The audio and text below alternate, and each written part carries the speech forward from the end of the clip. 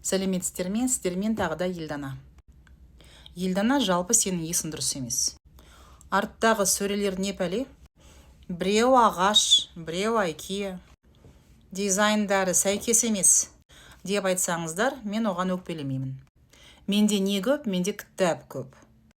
Жалпы осы бөлмеге менің жұмыс істейтін бөлмеме IKEA-ның сөрелерін қойып қойғам.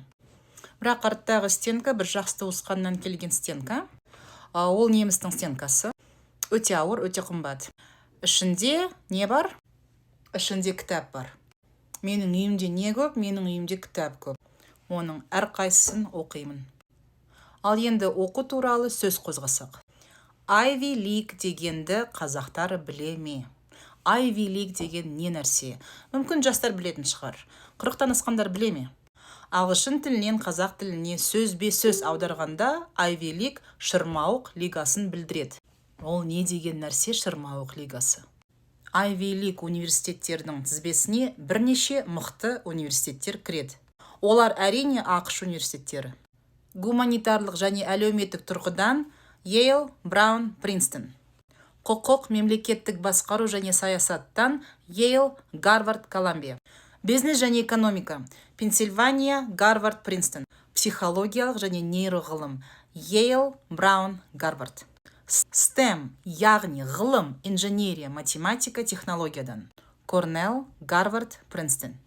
Оларға түсу өте қиын, түскенде бағасы удай. Бірақ түскенде, оны бітіргенде, сол Ivy League университетті бітіргенде беделіңіз күшті болады, күшті жұмысқа орналасасыз. Ал оған әр американдықтың қолдары жетпейді. Сондықтан американдықтар өзінің жергілікті штатының университетіне оқуға түседі. Олар өте жақсы университеттер. Ivy League'тен ешбір жері кем емес. Ол менің пікірім. Мысалы, MIT, Stanford, Caltech Ivy League университетінің тізбесіне жатпайды.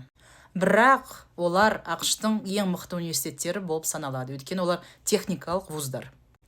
Мен тұратын Колорадо штатында 3 мықты университеттер бар.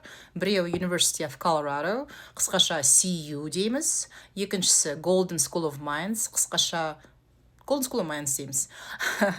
Үшіншісі University of Denver. University of Denver ол менің альма-матер. Яғни мен бітірген университет.